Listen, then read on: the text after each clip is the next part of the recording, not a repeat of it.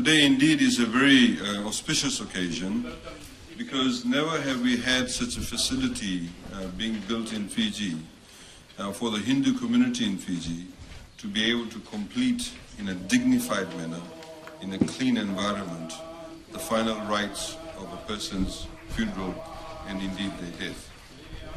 Ladies and gentlemen, it's not a question of because my father was the one who mooted this idea that this is being done. No. It's got nothing to do with the fact that it was he who moved it. It's to do with the fact that we today have a constitution, we have a government that believes in ensuring that all Fijians are treated equally.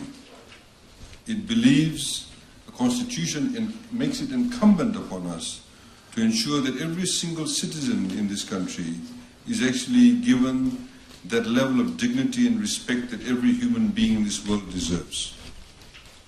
It is also, ladies and gentlemen, a priority of this government to ensure that we fulfill that demand, that constitutional demand, in a very practical and tangible manner. The irony, of course, is that, as I was listening to the introduction, is that it was the NFP that asked for this ghat to be built in the 1990s. You then had the SVT leader who actually did not action it. Today we have the same leader wanting to become the Prime Minister and the NFP possibly joining them. So you can see the irony in all of this. The reality is, ladies and gentlemen, that we must ensure, all of us as citizens of this country, that all our fellow citizens enjoy the same level of respect and dignity that makes all of us work hard towards. As you know, some people have said to me, well, why are you doing this for the Hindu community when the others simply just have the cemetery? Well, the answer to that is this, that as far as the rituals are concerned, it is not complete without having such a facility. For those people who actually get buried, they simply get buried, you dig the hole in the ground, you put the coffin in or you don't put the coffin in, and then the rites are completed. But as far as the Hindu religion is concerned, whilst you do the cremation, you also have to carry out further rituals before the entire process is completed. So this is why such a facility is very important and indeed necessary. Government, of course, ladies and gentlemen, is quite keen to ensure that similar facilities are actually built throughout Fiji. We have earmarked another facility to be built in Lautoka, and there's another one in Nandi that we are looking at, and possibly one in Vatuwaqa. There's also one that's been earmarked for works that are currently underway in Nosuri, because as you know the population is quite dense in the Nosuri-Suva-Lami corridor. We're also working with the Raralevu committee there to look at bringing in gas-driven furnaces for cremation purposes. That, of course, will make things a lot easier for people. It will indeed give a particular level of dignity too. And that we are looking at some further costs that will be incurred because of that. But we believe it is worth it. Ladies and gentlemen, I think we all need to understand, and as you know, one of the former presidents of India said, and I don't want to misquote him, but he did say that for great men, it includes women too, for great men, religion is a way of making friends. For great men, religion is a way of making friends. Small people make religion a fighting tool. Let me repeat that. For great men, religion is a way of making friends. For small people, make religion a fighting tool. That is so true. And if all of us, whatever faith we may belong to, if we strictly adhere to the tenets of our faith, whatever faith it may be, we will ensure that we'll make friends. We will ensure that we use religion to be able to get rid of the differences that may exist between us. Because all faiths at the core of it, has love and compassion at its very heart. Because to be able to be an adherent to your faith, you have to learn to love God. And if you learn to love God, you must then learn to love your fellow human beings. It's very simple. And if we apply that to our everyday interactions in our life, then we'll be able to grasp the true meaning of following your faith. It's in the same way that we must be able to understand that our fellow human beings are the same as us.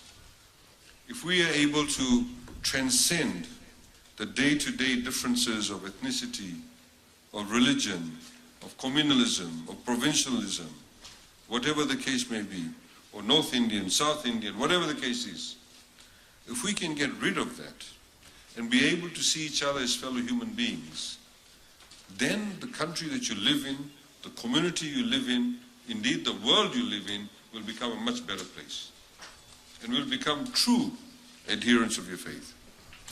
Ladies and gentlemen, this facility has been built by the Fijian government at a cost of approximately $920,000 by Permal Construction.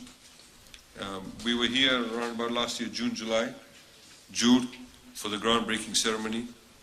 And I'd like to thank the construction company for the work that they've done. You will see for yourself that we have endeavored to ensure that the facility provides a very clean area, the ability to cater for all the different requirements that you may have to fulfill the rituals. And it only makes a lot of sense, ladies and gentlemen, because we must be able to respect those who were with us, to be able to give them the dignified send-off. I would also like to use this opportunity to also say that we like to claim some form of facilitation, that we brought the different Hindu organizations together. In fact, there was a committee meeting that was held a few days ago in the Ministry of Economy, where we had the representatives of, and let me read out the organization names: the then India's Sarmarga Ikya Sangam, Sri Sanatan Dharam Pratinidhi Sabha Fiji, the Sikh Gurdwara Pravataka Committee, Arya Pratinidhi Sabha Fiji, the Gujarat Samaj, Kabir Sad Dharma Pasrak Mahasabha, Sri Sanatan Dharam Prohit Brahman Mahasabha Fiji, the Ganrava Sangeetalaya, and the Fiji Sevashram Sangham. We brought these 9 organizations together to work together. This facility, even though the government has built it, is not ours. It is yours. It is yours from today onwards. It's your responsibility to look after it. And we ask you to please ensure that any person wanting to use this facility is given the priority to use it. We must treat all of the people who require these facilities to be given the opportunity to do so. Of course, you will set the rules. You must also ensure that the property is looked after, because it is yours ultimately. We will, after this, have a handover ceremony where all the members of the committee will actually agree to the organization and your independence. And of course, we are here to facilitate should you require anything further. But we ask you to please look after this facility, and we can use this, in fact, as a not just a milestone achievement, but as a opportunity to show other districts in Fiji as to how it can be run. So this is the first. I do not intend to make a long speech, ladies and gentlemen, but the point of the matter is this, that this is a wonderful opportunity to demonstrate to you also that the Prime Minister of this country is somebody who has, unlike any of the other Prime Ministers in this country, transcended the communal boundaries. He has treated every single Fijian. Indeed, he is the first Prime Minister in Fiji to say that every single citizen of this country is a Fijian. That, ladies and gentlemen, is a very important component of running a modern nation state. It's a very important component of ensuring we have common and equal citizenry. By everybody being a Fijian does not mean that people lose their identity, that they lose their culture, that they use their religion, or the Itauke people lose their rights to their land. In fact, Itauke land has never been more secure than ever before. Today, 91% of all the land is Itauke land, and the Constitution even guarantees the fact they can never even lose a millimeter of it. So here we have a Prime Minister that has actually ensured that everybody is treated with respect and dignity, and it is through his leadership, through his vision, that we as people who are his ministers, are his MPs, are able to come out into the community and to be able to do this sort of work, and to be able to ensure that every single citizen of this country enjoys the rights and privileges that they should, and indeed with dignity and with love, respect and compassion. Ladies and gentlemen, thank you very much for being here this afternoon. I would now like to perhaps ask the signing ceremony to take place now, before we hear from the President of the Committee. Can we please have them come forward, please?